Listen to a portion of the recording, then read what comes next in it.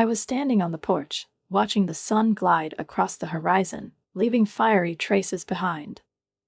Behind me, Jacob was laughing, and I could feel his pure, carefree laughter filling the house, which had become a true sanctuary for us.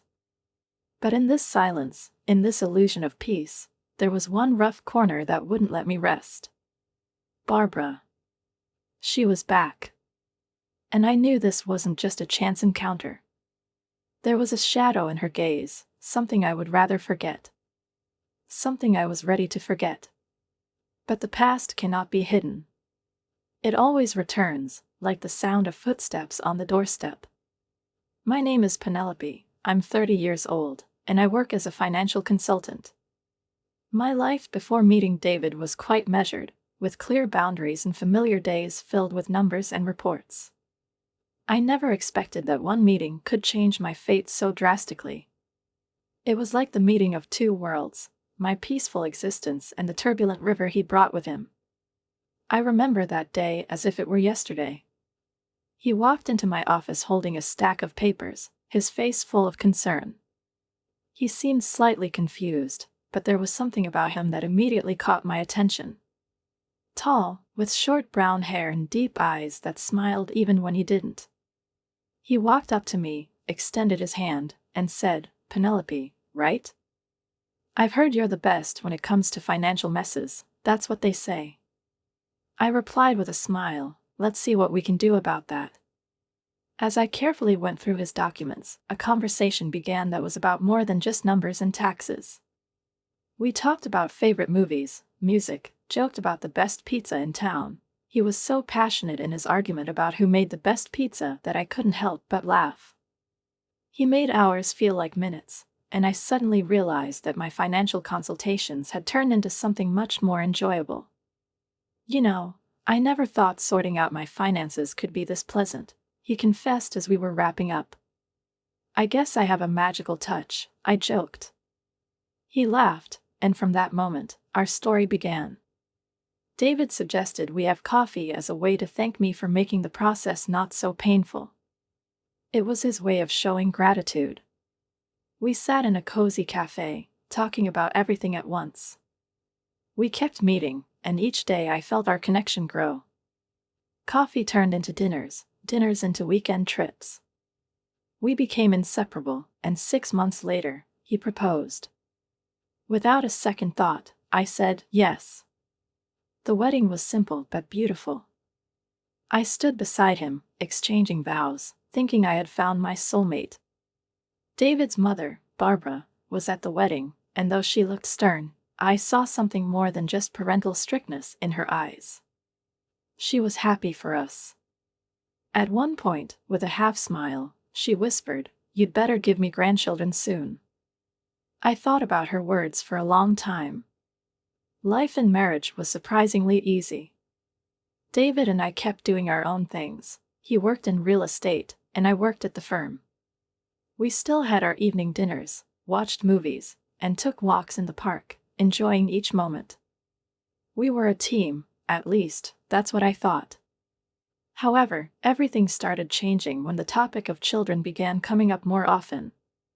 At first, it was just occasional remarks from Barbara, but soon her demands became more insistent. Every visit to her house ended with comments about how the family would be complete if we had children.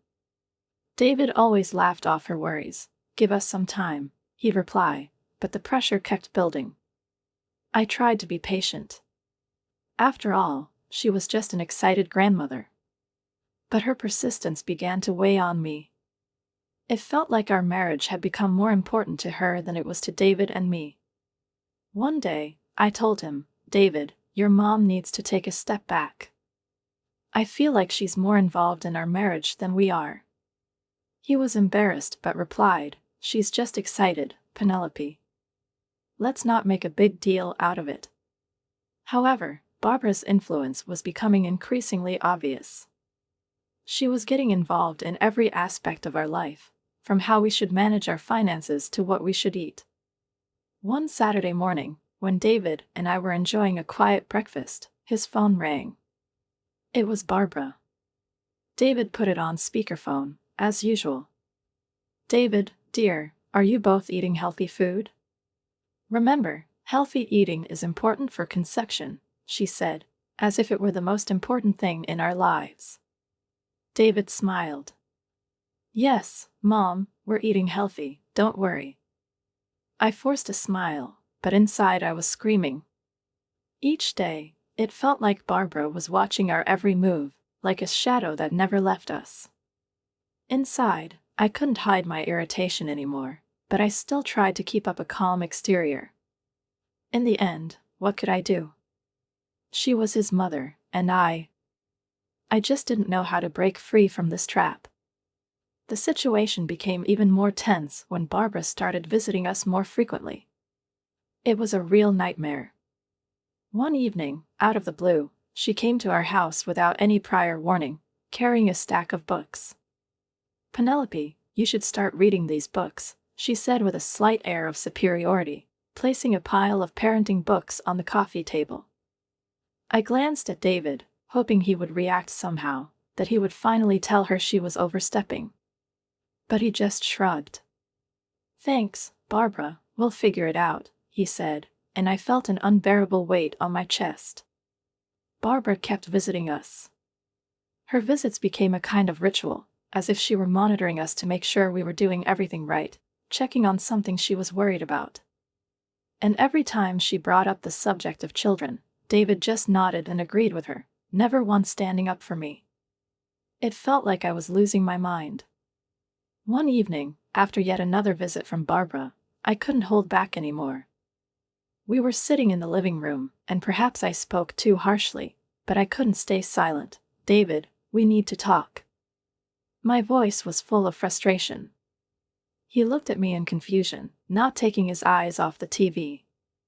What's wrong? He asked, as if this were just another trivial misunderstanding. It's your mom, she's smothering us with all this baby talk.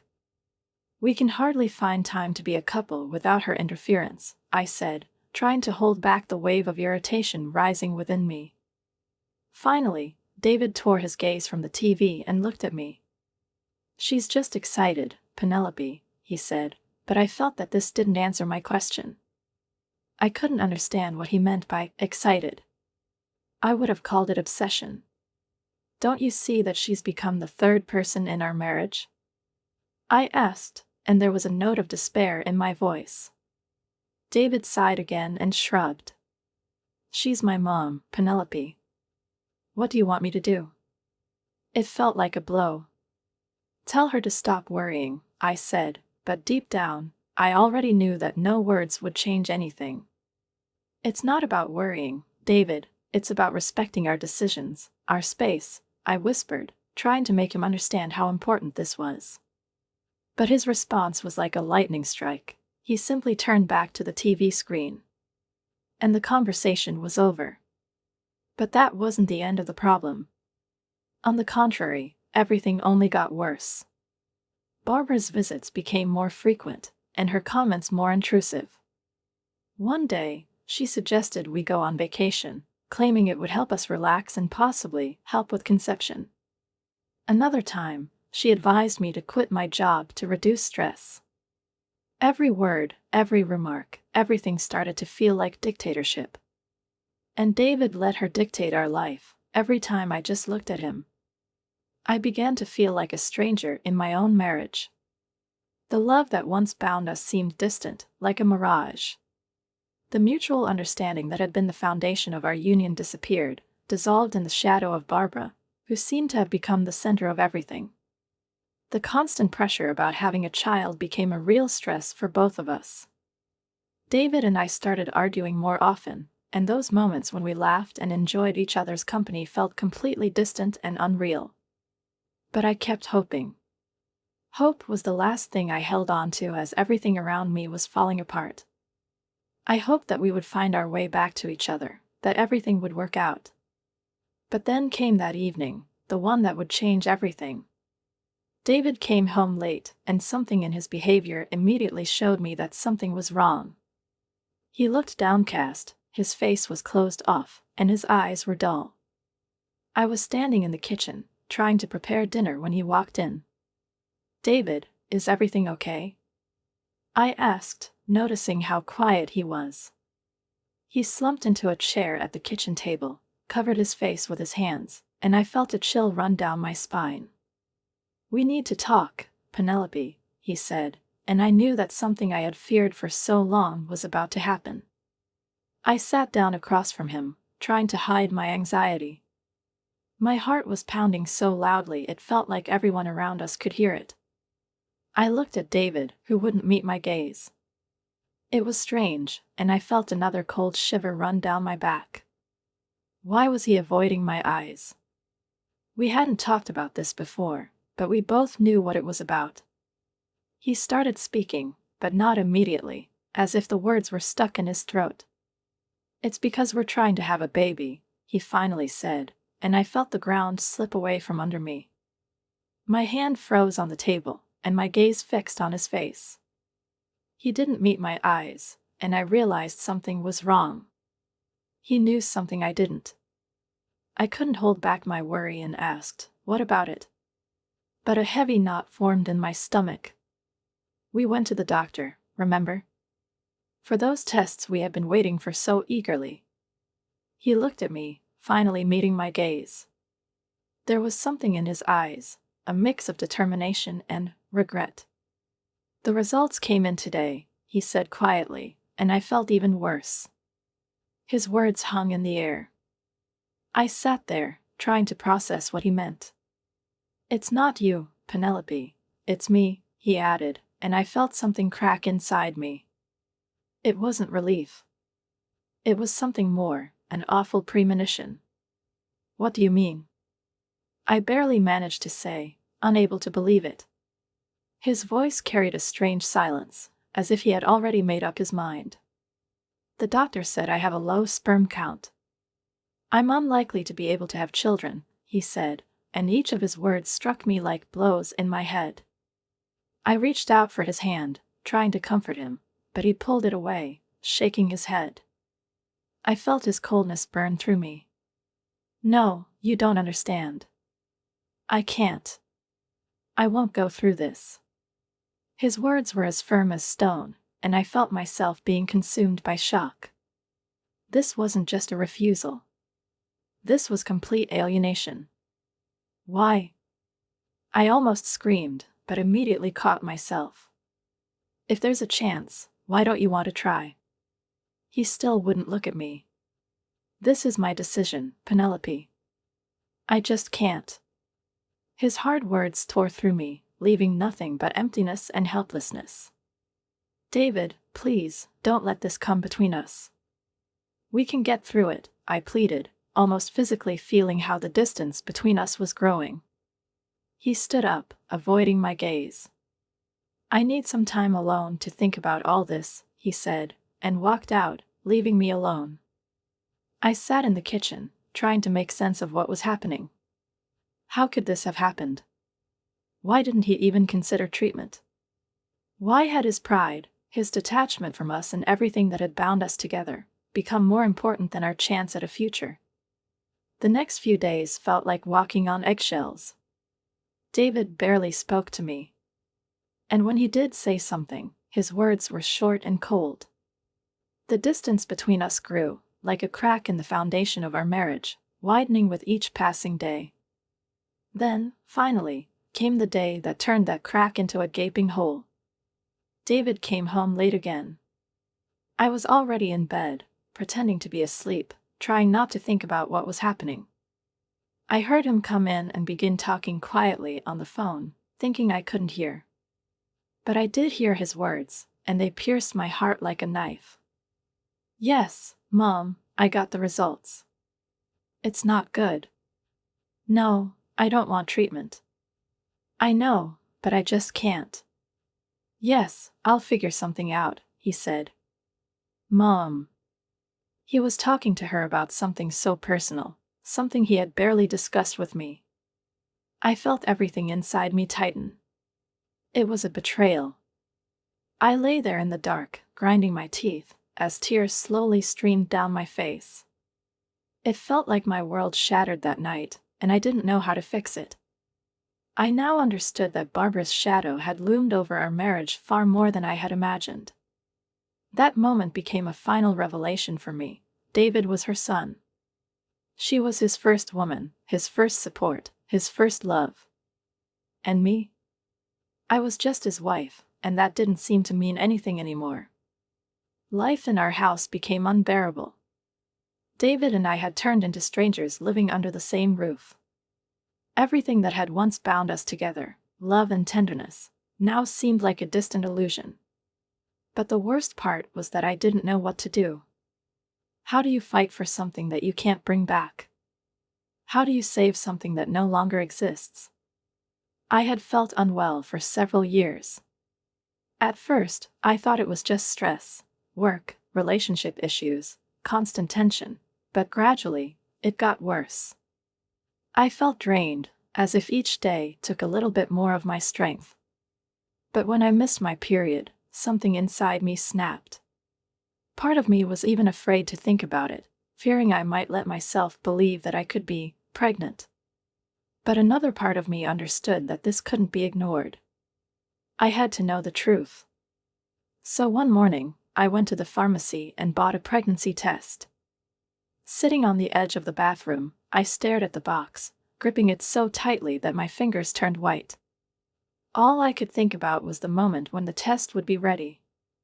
It felt like those few minutes dragged on for an eternity. My heart was pounding so loudly, it felt like it might burst out of my chest. And then, two precious lines. A positive result. My heart stopped. I was pregnant. It was a miracle. I couldn't believe it. After all the talk of David's infertility, after all those painful and helpless attempts, this felt like a gift, a ray of hope amid the ruins of our marriage. But how would he react? How would he take this news? I had to tell him, but the more I thought about it, the more terrified I became. How could I tell him when everything around us was falling apart, when every day seemed to bring a new challenge? But I couldn't hide it. This was something bigger than just our problem. It was a chance. A chance for a new life, for a family. When David came home late, as usual, he barely noticed me. He was tired, irritable, and I could tell his mind was far from home, far from me. I took a deep breath, trying to collect my thoughts, and walked up to him. "David, we need to talk," I said, my voice trembling. He looked up, and there was something so exhausted in his expression that I felt a chill run down my spine. "What now, Penelope?" he asked, as if expecting yet another problem, another storm. I stood before him, tense but determined. "I'm pregnant," I blurted out. At first, he just went silent. The silence hung in the air. Then he laughed, a bitter, cynical laugh. "Pregnant?" His voice sounded like mockery. "According to the doctors, I can't." Are you lying to me?" I couldn't believe what I was hearing. He thought I was lying. "No, David, that's not it. We're having a baby," I said, tears welling up in my eyes. He suddenly stood up, his face flushed with anger. I saw his eyes flash. "Are you trying to trap me? Is this some kind of joke? I can't believe this." He started pacing the room, pulling at his hair, while I stood there, unable to move. "Did you cheat on me?" His words pierced me, and I felt something inside me snap. "How can you even say I've been faithful to you?" He continued, not listening to me. I stood there in shock, not understanding what was happening. "Are you out of your mind?" I exclaimed, but he wasn't listening. He was consumed by his fury. "Get out. Get out of this house."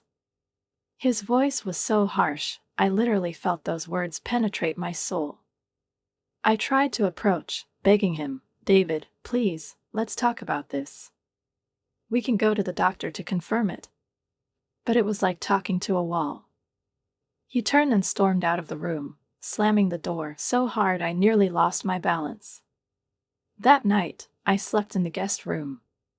The storm of emotions in my head didn't quiet down. I had no strength to think, but I couldn't stop thinking about what was happening. Why had this happened? Why couldn't he believe me? Did I deserve this kind of treatment? The next day, David left early. I woke up alone, but I could feel the air in the house had become even heavier. And then, instead of finding comfort, I met Barbara. There was no trace of compassion in her eyes, only disdain. "You should be ashamed, Penelope. You trapped my son with another man's child," she hissed, like a snake, and I felt the tension inside me explode. "I didn't cheat on David," I replied, but she wasn't listening. "My son can't have children." Her voice was like poison. "You're just a gold digger trying to secure your future." I stood there, stunned by her cruelty. I was ready to fight, but she came closer and coldly whispered, "You have 1 week to pack your things and leave. And don't you dare ask for alimony or child support. You won't get a cent from us." It was a blow below the belt. Barbara's ultimatum was the final straw. I realized I couldn't live in that house any longer, full of resentments and accusations. It was time to take control of my life. For myself, for the child. I filed for divorce. They wanted to take away part of everything I had, claiming it was their right. But I was ready to fight, to defend what I deserved.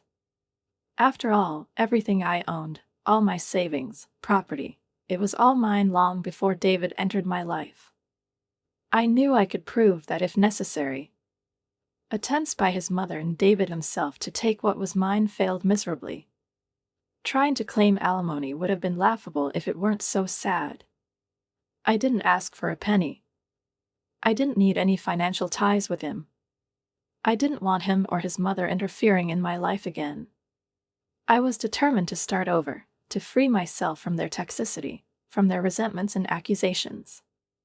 I could no longer stay in that house, which had become not just foreign, but hostile. I found a modest apartment. Not too fancy, but cozy enough to begin a new life. The move was both bitter and sweet. I packed my things, trying not to think about the past, but every piece of furniture reminded me of what had been. Photographs, little trinkets, everything was tied to memories. But at that moment, I was ready to leave it all behind. I had truly decided to start with a clean slate. When I moved out, David clearly avoided me. He didn't even try to stop me. Maybe he couldn't look me in the eye, or maybe he just didn't care. Either way, it didn't matter. I left the keys on the counter and closed that chapter of my life. The first nights in my new apartment were the hardest. The silence seemed to fill the space, leaving emptiness in my soul. The reality of my situation often brought me to tears. Everything I had once considered mine was gone, leaving me alone. But in those moments, I found comfort in the little life growing inside me. Conversations with my future child became my daily ritual. I told him that I was waiting for him, that I would love him, that I would try to be the best mother I could be. It filled me with love and hope. It was my solace. Gradually, my new apartment became not just a refuge, but a real home. Every morning began with warm words for the baby, and every night I went to bed thinking about how soon I would be holding him in my arms. One day, while going through old things, I came across a photo of David and me from happier times. We were young, full of hope, sincerely believing that life was just beginning. But now that photo was just a reminder of what was. I felt a wave of sadness, but it quickly shifted to a sense of relief. This was another chapter one had left behind. I felt a weight lifting off my shoulders. And just then, the phone rang. I looked at the screen. It was David. Penelope, his voice was devoid of emotion, cold. "I received the divorce papers. I'm glad they got to you." I was silent, waiting for him to continue. "Please take care of the formalities," he said with such indifference that I felt a heaviness from that calm, which lacked even a hint of remorse. But there was something more. He paused, and his voice sounded again, even emptier than before. I won't bother you about the child. You won't hear from me again. It was a cold farewell. The silence in the room became palpable. When I hung up, I realized that in this farewell, in this final conversation, I had heard exactly what I needed to hear. He was gone. And more importantly, I was gone. I was free. Alone, but strong, I felt a strength awakening inside me that I hadn't even known I had. In my solitude, I found myself. I was no longer the woman who had lost her life, no longer David's estranged wife. I became myself, a strong, independent woman and a loving mother. With each day, I became more confident.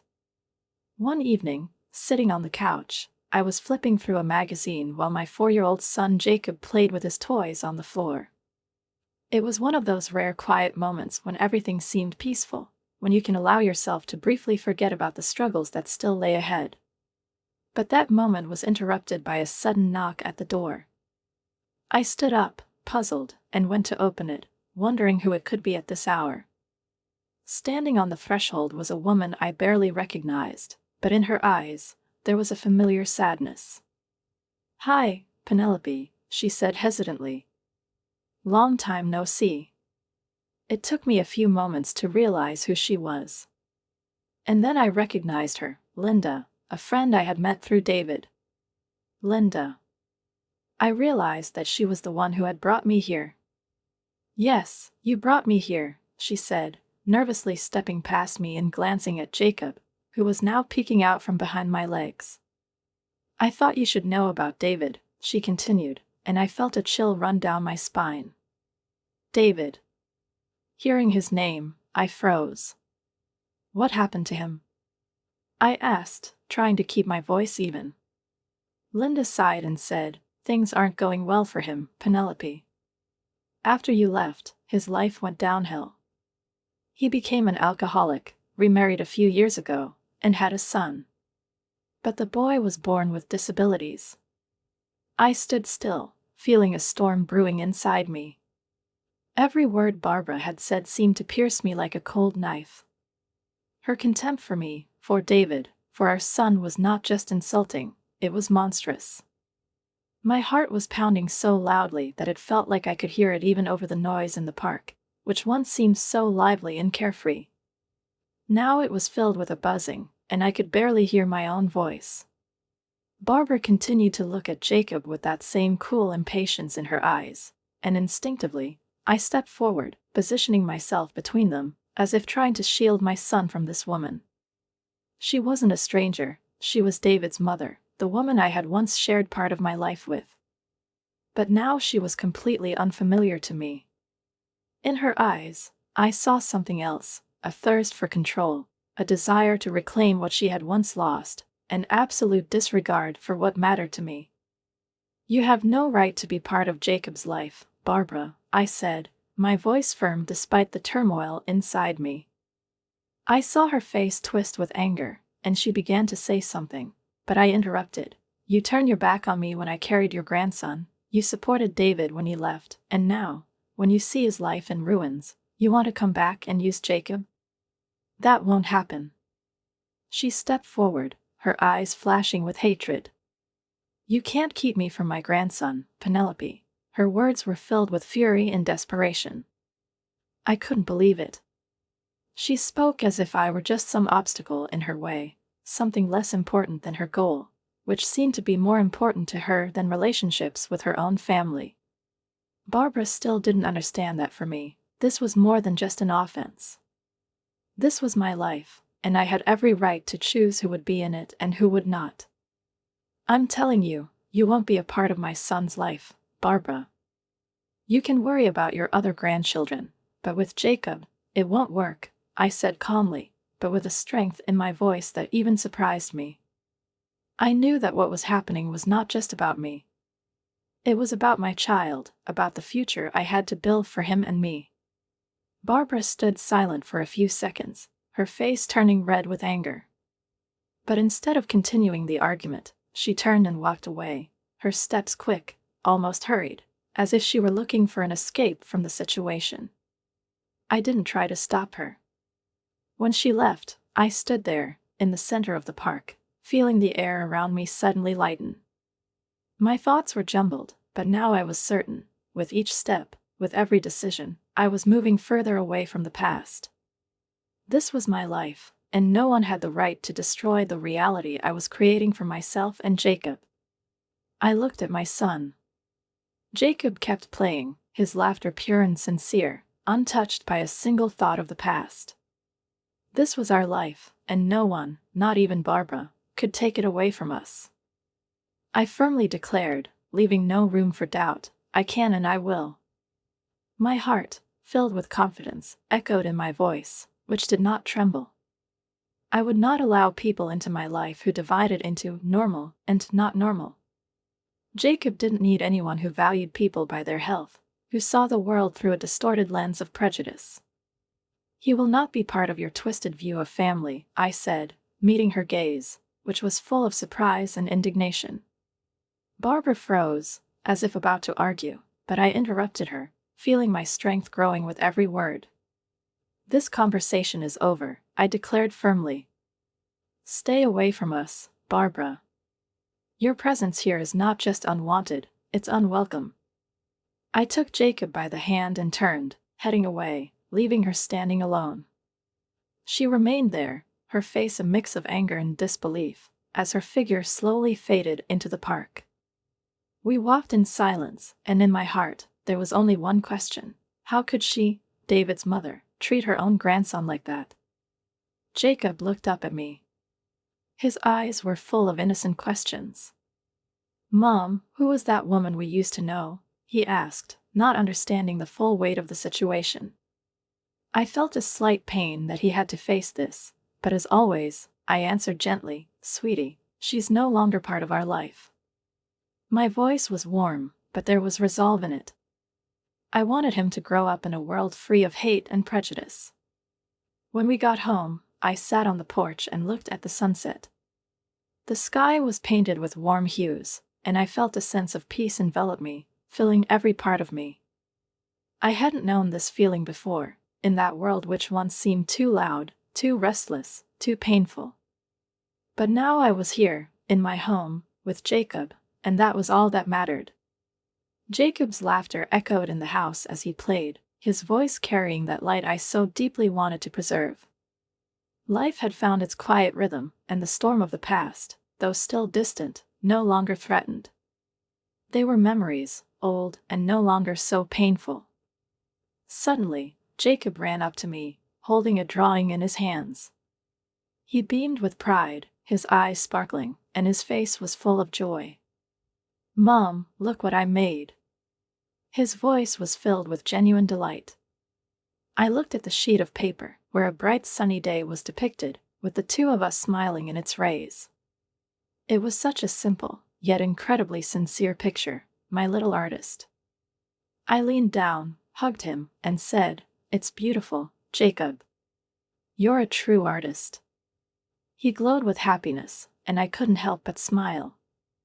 I want to put it on the fridge, he exclaimed, and I nodded, following him into the kitchen. As we walked inside, I reflected on how far we had come. There was a time when the weight of the past felt crushing, when every new day began with memories of pain and loss. But now, all of that seemed like a distant echo, in which I could barely make out the clear lines. I looked back and saw how my life had changed, how strong I had become.